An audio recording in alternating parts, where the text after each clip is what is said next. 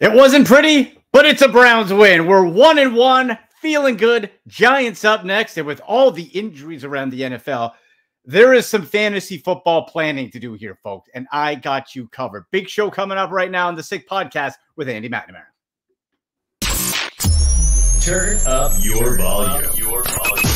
Because you're about to listen to The Sick Podcast with Andy McNamara. The sickest Cleveland Browns podcast. Chubb runs, he's to the 10, 15, he's to the 20, 25, 30, 35, 40, 45, 50. There goes Chubb, he's to the 30, 20, 10, 5, touchdown, Chubba Lubba Hub. It's gonna be sick. Well, that was a close one, kids. That was a close one. But we got it. I hear some Browns fans saying it was an ugly win. They didn't like it. Could have gone better. Of course, it could have gone better. But, guys, we're not in a situation to be picky about how we get W's. Okay? Accept it. Take it. Inhale it. Keep it. We got the win. Who cares? Thank goodness for Alex Wright. We're going to be giving out some Dawg Bones and Dawg House awards and non-awards in just a couple minutes. Casey Joyner from The Athletic is going to stop by. He'll help us go through some fantasy football under the wire, waiver wire pickups with this slew of injuries that is just rampaging across the National Football League. We'll get to that in just a few minutes, but make sure you're clicking subscribe, notifications on. I want to hear from you. How do you feel about that Browns win? Who gets your dog bone? Who gets your award? Who gets your thumbs up? And who's in the doghouse after that? What wasn't a pretty game in Jacksonville? Notifications on, subscribe. Leave your comments. Hit us up on social media on Twitter at AndyMC81, at SickPodBrowns. That's on X, on Instagram at AndyMCSports. Make sure you get those in. Let's go through this Browns win here, and then we're going to look ahead to the Giants. So what was really interesting to me was this 18-13 win, but it was how the offense ran. And I got a couple notes here that I thought was interesting, and then a question to pose to all of you. So the Browns ran 16 plays in jumbo. That's one extra lineman on the line and also super jumbo. So 16 total. Super jumbo is two extra linemen. So one lineman or one. That was the style of the offense when Kevin Stefanski was trying to win by any means necessary with the PJ Walkers of the world last year before Flacco came to town to save the day. Remember? It was just, okay, tight ends, offensive linemen, jumbos, grind it out. And full credit to Stefanski with an any means necessary mentality. But my question is, okay, this works. The Stefanski offense was working. That's why he's two-time coach of the year. What the hell is Ken Dorsey doing? Why is Ken Dorsey here? Why not just keep Alex Van Pelt? Clearly, the offensive suggestions, game plan for Deshaun Watson right now isn't working. Doesn't mean it won't. But it's not right now. It just kind of reminds me of that. If you remember the movie Office Space from the 90s, and they had the Bobs in going over everybody's job, interviewing for your own job. And they said to the one guy, what is it that you do here? And that's kind of where I'm at with Ken Dorsey. Like, where is your influence? Look, I'm glad Stefanski was able to have the pull, the wherewithal to say, we'll keep trying that. But we got to win. We cannot go 0-2. 0-2, not an option. Ravens are 0-2. Bengals are 0-2. Squealers 2-0. Whatever. Softies. Browns are 1-1, and they got it done. Let's take a look at who deserves some dog bones and who belongs to be in the doghouse.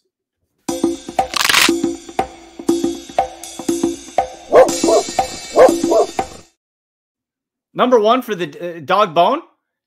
Give me Kevin Stefanski, who I just said.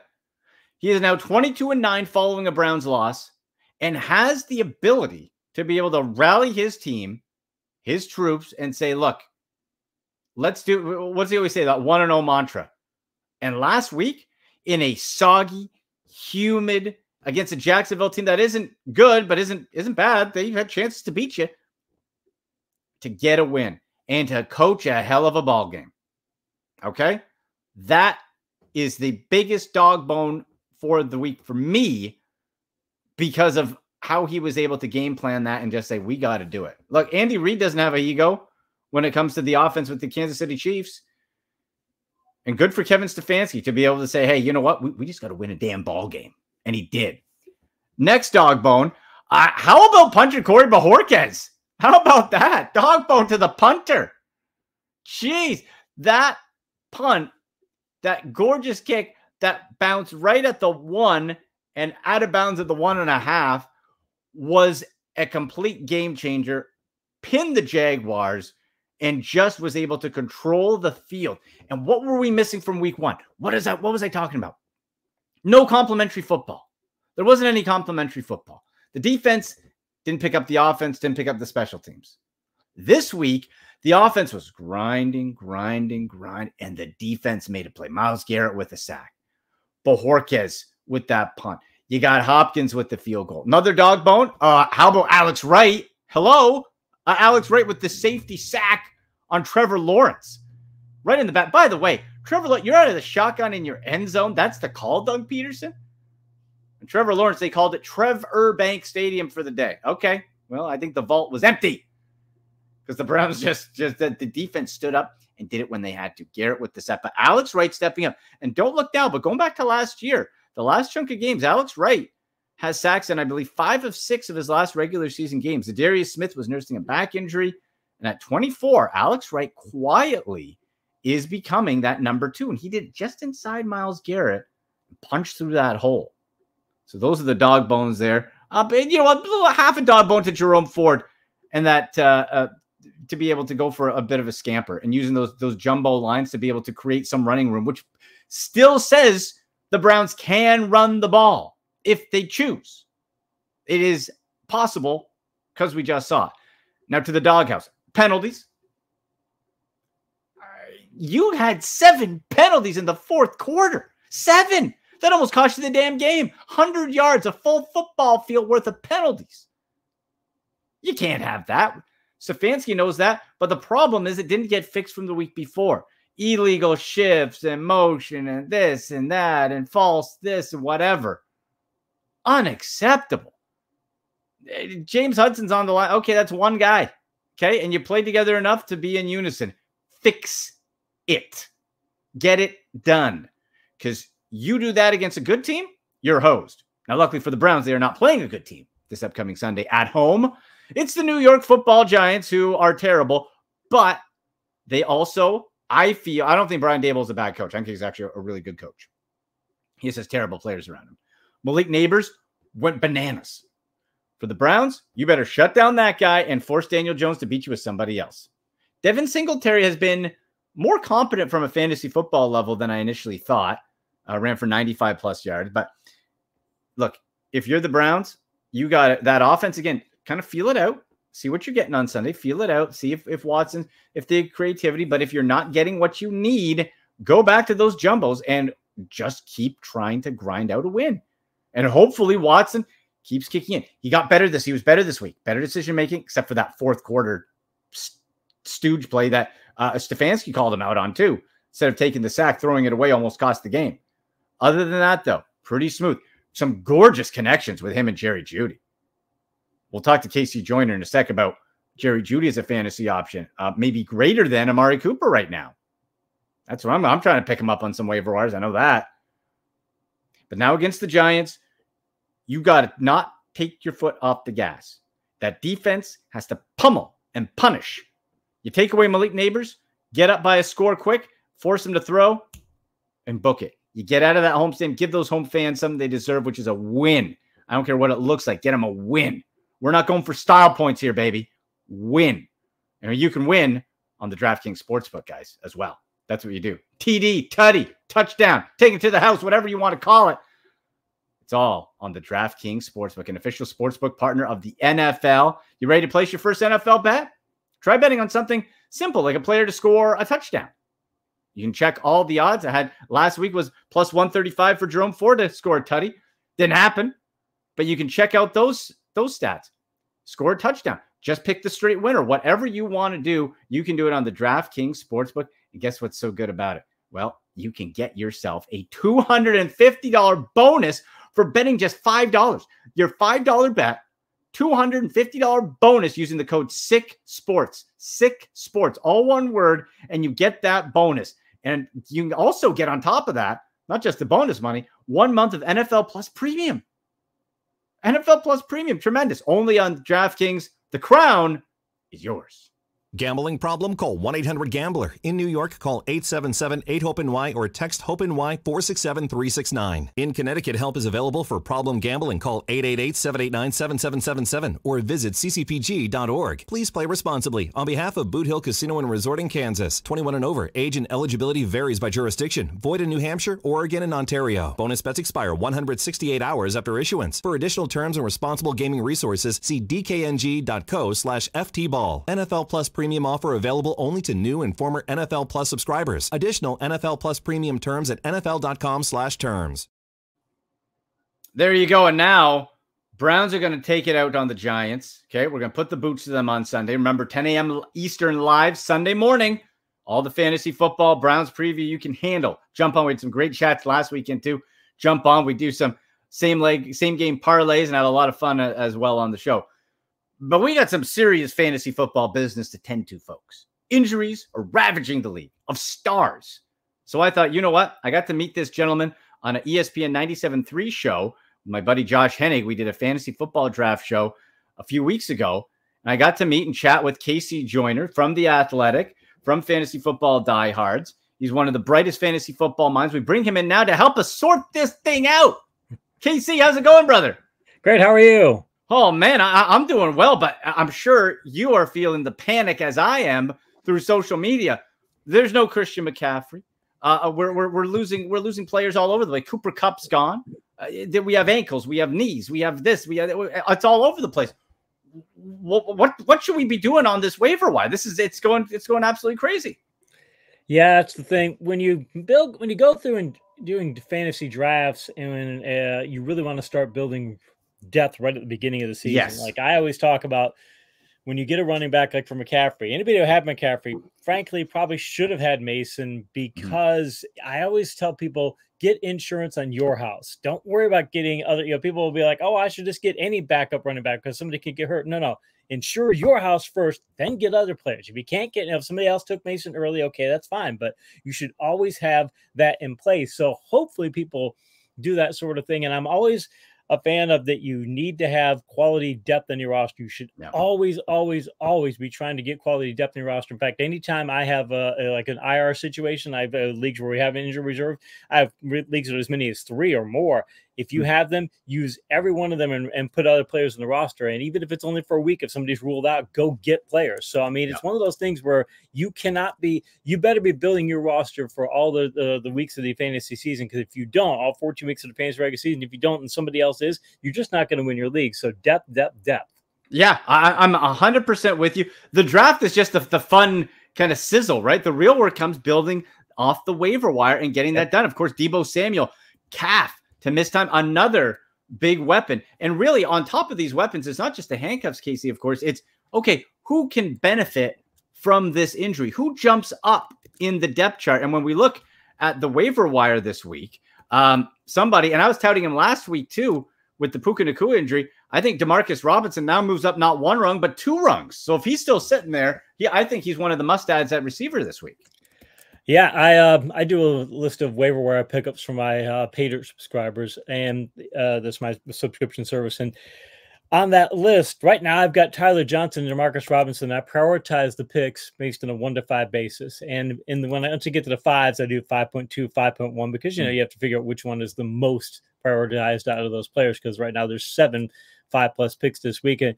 I got Johnson and Robinson as 4s. They're real close. I don't have them quite as 5s, but I mean, I would prefer Robinson over Johnson, but I tell subscribers, hey, Johnson's there too as a just in case. I like those 2 guys a lot. It's tough in San Francisco because Pearsall had, got shot and all that. So it's tough for them. They don't have somebody who fills in and can be an immediate player. Juwan Jennings could be, but he was banged up last week, so I only have him listed as a 3 this week. So it's a lot of those situations. To tell you some people, first off, some of the things you could do, actually, it's funny because this season, one of the things that's come up because the league had, the lowest number of passing yards in week 1 in say 25 years, quarterbacks. You could pick up Baker Mayfield, still available in almost 40% of ESPN leagues, and he's leading. He's the top fantasy passer. He's still available in nearly 40% of leagues.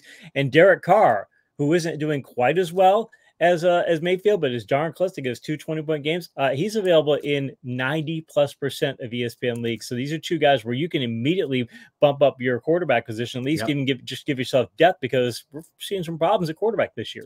Well, and Casey, I try to do it in the draft, but if not, try to build immediately after. At the very least, to get a quarterback to cover yourself on the bye week from your starter.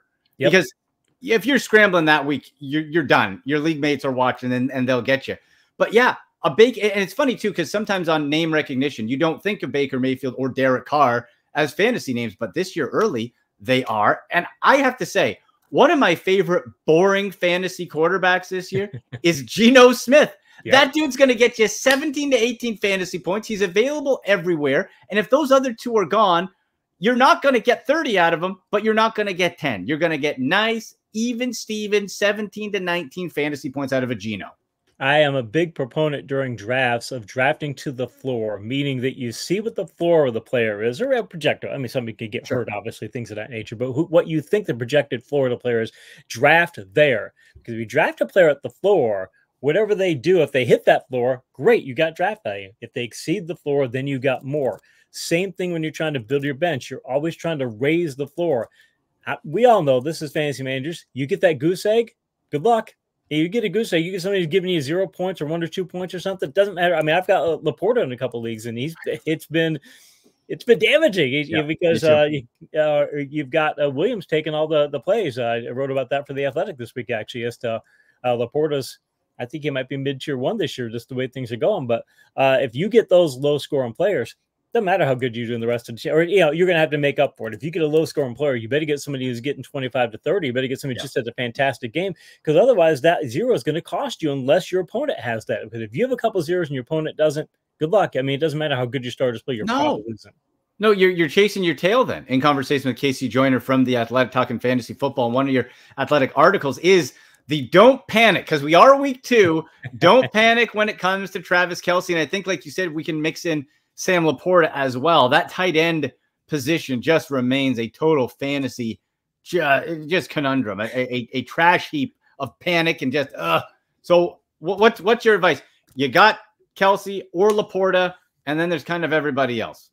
The article goes into some greater detail, but the gist of it is for Kelce. He's 27th in TE points.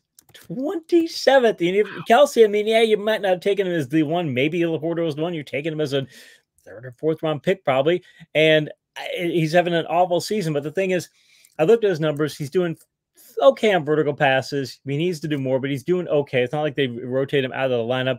He's still leading the team in red zone routes, red zone targets, end zone targets. I mean, they're still utilizing him. It's not like he's lost his spot just because, Worthy and Rice are there. It's not like Worthy's taking some of it away, but he's not losing his spot really. Laporta, though, has got a big problem.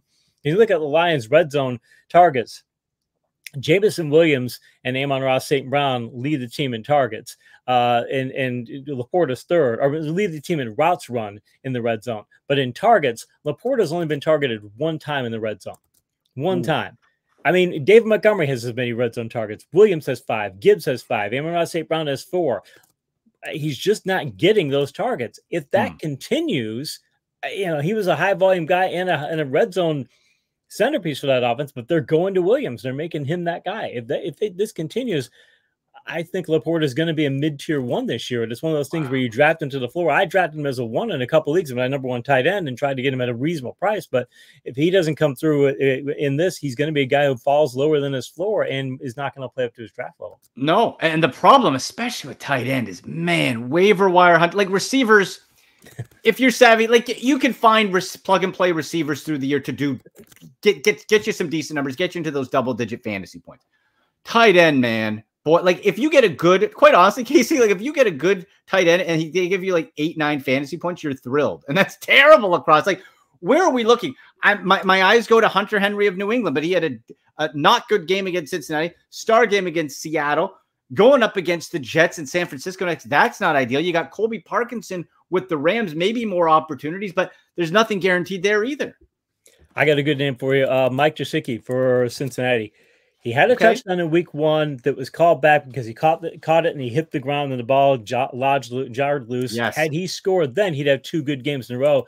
And Joe Burrow has indicated that he intends to make Gesicki a big part of their offense. And again, they need it. Remember, Gesicki was the best pass catching tight end in Penn State history. And that's a school that has some pretty good tight ends in its history. And he was arguably the best ever at that school. And he's never gone to an offense that's really featured him. And mind you, the Bengals, they used to use a lot of 11 personnel. They, Boyd gone, they can't quite, and Yoshibus is okay. And they've got, Trent, or when they've got okay receivers there, but I think they could say Gesicki would be, maybe they're still going to go. They have a tight end in there, so you're not going to have, maybe you can flex him out and such. But the point is, they can use him at third receiver, and use him at third receiver is available in 2 point. He's only rostered 2.6% of leagues. Had a great game last week. Nearly scored a touchdown in week 1. He's somebody I think you could get on a roster for a lot. Also, Schoonmaker for Dallas because Ferguson's hurt. Right. I don't know that Schoonmaker is going to be a hugely utilized person, but that offense likes to feature the tight end in the passing game, so I think there's maybe a higher floor for him than you're going to find with a lot of other tight ends. Interesting. Yeah, I'm with you on the Gesicki side. That's a nice add there if you can pop him in. At receiver for the Browns, and one of those players we've had the Travis Kelce sort of panic. Jamar Chase for Cincinnati. What's going on? Amari Cooper. He's dropping footballs. Not to say you're not going to drop those guys, obviously, but no one's talking about Jerry Jeudy. And watching this team as closely as I do, Casey, Jerry Jeudy is quickly becoming a favorite of Deshaun Watson. He's reliable. He made a tremendous sideline toe tap catch, and he scored a touchdown already. This guy's getting the volume here, and especially with no David Njoku for the next couple of weeks, Jerry Jeudy could be a nice pickup. He could be. I wrote about Cooper in the I do a weekly recap of the biggest stories and really trying to help people with, picking a particular storyline. Like, is it time to bench Amari Cooper is the headline for this particular section. Is it time to? I mean, you got to consider it. I've got him on some teams, and he's going to be probably riding the bench here pretty soon because the thing is Cooper's got some terrible numbers, but in past years, like last year, he's always excelled at catching the deep ball. In 2022, he was 13th in vertical PPR points per game. That means PPR points per game on a vertical pass, which is a pass that travels at least 11 yards downfield. He was 4th in that category in 2023, and he was 4th in stretch vertical points per game in 2023 as well. Stretch vertical being 20 plus. So, and he's done this with bad quarterbacks. So you figure Watson's there. Hey, he's got a really good quarterback. But the point is, he's not doing that because Jerry Jeudy and Watson have both run the same number of vertical routes this year, 18, and they have the same number of vertical targets, 8. Cooper has, Cooper has 0 receptions, and Jeudy has 3 receptions for 66 yards at that route depth level. So, and Cooper, by the way, though, the only thing that's a saving grace for Cooper is I look at schedules, I look at matchup schedules for what kind of cornerbacks you do to face, and I rate them as red, yellow, and green. Red's a tough matchup, yellow's an okay matchup, green is a good matchup. Cooper isn't slated to face a red-rated cornerback until week 17, and he's got 5 green-rated cornerbacks in the next 7 games. I like that. I might put him on the bench until we see that him and Watson back on the same page. But the minute that I see that happening, he's getting back in the lineups because the schedule says this guy should be bouncing back, and he's been really reliable in the past. So keep Cooper on your rosters. Maybe rotate him out from now until he and Watson can get on the same page. To see how that goes. One running back situation, which got a little muddier today because former Brown Kareem Hunt went for a little visit back to his old stomping grounds in Kansas City. We know Pacheco's out. I think it was a busted fibula or something. So he's gone. The first name up is, Sam Pirine you brought in. And then you got Carson Steele, the youngster. But you bring in Hunt, probably not for this week, I wouldn't think. Even if he gets in, probably not going to do too much. Is there a running back of preference that you have in this Kansas City situation? If he's not good enough to go, Hunt, I mean, that's the good thing about running backs is that if you can just tell them, hey, it's outside zone, they all know how to run outside zone. Do it, yeah. Before you, hey, you're just doing certain reads. There might be certain things. I bet Andy could put things into ask Hunt, what can you do if we do this, this, and this, and just at least put some basics in there. It'll make Andy's play calling a little more basic because he likes to do a lot of creative stuff in the running game. I would still probably lean that Hunt's going to get a good number of carries. Pirine's the next guy because when Pirine's on his game, he's a great thunder back. You're not going to make him your lead back in things, but you need a thunder and lightning back, and that's the problem for Kansas City.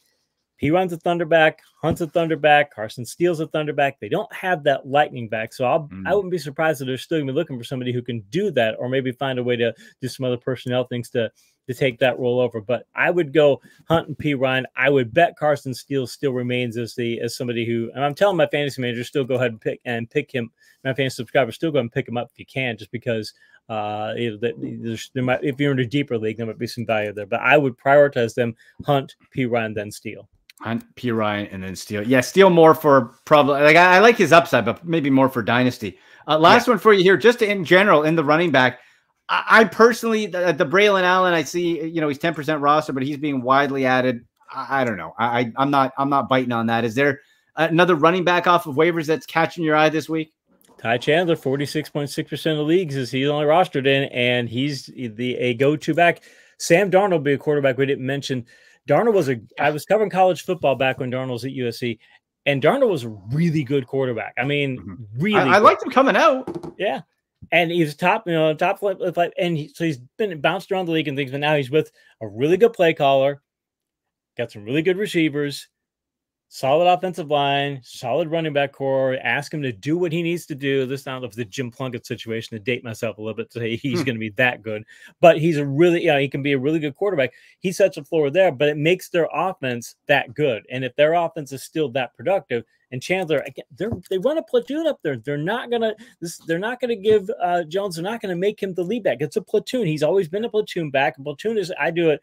Bell cow for, you're going to get all the carries, lead alternate, one guy who leads, and the other guy is going to come in. Some of the time, platoon's a split, and you got committee where you split up between 3 or more. Platoon being split between 2. Minnesota runs a platoon, and Chandler's in a platoon. If you got a platoon back on your roster, but good, solidly utilized platoon backs will be RB3s.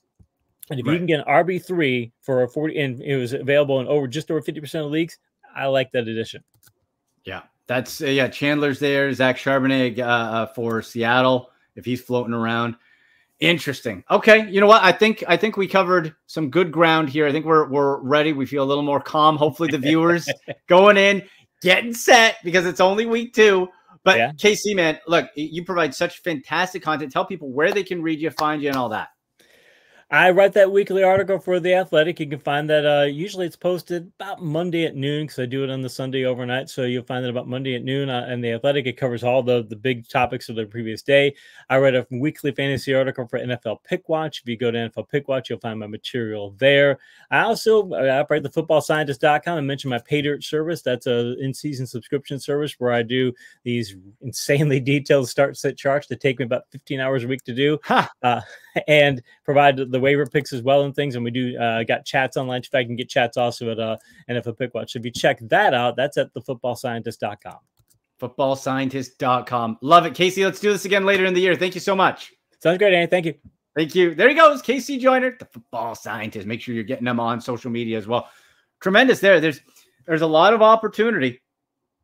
I'll say this. I'm not betting on Quentin Johnston right now with the LA Chargers. I know that's a name I'm still going to lean into Ladd McConkey. I know Johnston was the one that popped this week, but I still like the rookie a little bit better. That's just my 2 cents on that one. But yeah, quarterbacks, Derek Carr, Baker, Geno, if they're gone. Oh, you know what? You can go with Sam Darnold. I can't do it. I can't do it yet, personally. I won't blame you if you do, but I cannot put Sam Darnold on my fantasy line. I'm not strong enough for it. Yeah, I can't. I won't. Sam Darnold lights it up. Oh my gosh. That's wild. They play Houston. Heck. Yeah, that platoon, that Aaron Jones and Ty Chandler. I got Aaron Jones on one team. Maybe I'll try to pick Chandler up in another, but you saw that. Kirk Cousins last night put up high teens, kind of getting back to what he was if that ankle or Achilles is feeling a bit better. You play Kansas City, then New Orleans. Those could be some fun type of shootouts. But yeah, if you're looking for quarterbacks, those would be the ones I'd be looking at. Use hashtag Ask Andy for your fantasy football questions on social media at AndyMC81, at SickPodBrowns, on Instagram at AndyMCSports, hashtag Ask Andy. Leave comments in here, of course. We'll pop back. Click subscribe, notifications on. And remember, live every Sunday, 10 a.m. Eastern. We had a great show last week with Joe Madden out of Calgary. She was tremendous. We put together a whole bunch of betting parlays and same game and all that type of thing. So jump back in. Fantasy football questions, betting questions, Browns preview, Sunday show. A lot of fun as well. Thank you so much to my guest, Casey Joyner, the football scientist, to producer Jimmy, I'm Andy McNamara, and as always, go Browns! And that's a wrap. Hope you don't miss us too much until next time. Follow the Sick Podcast with Andy McNamara on YouTube, Instagram, Facebook, Google Play, and Apple Podcasts.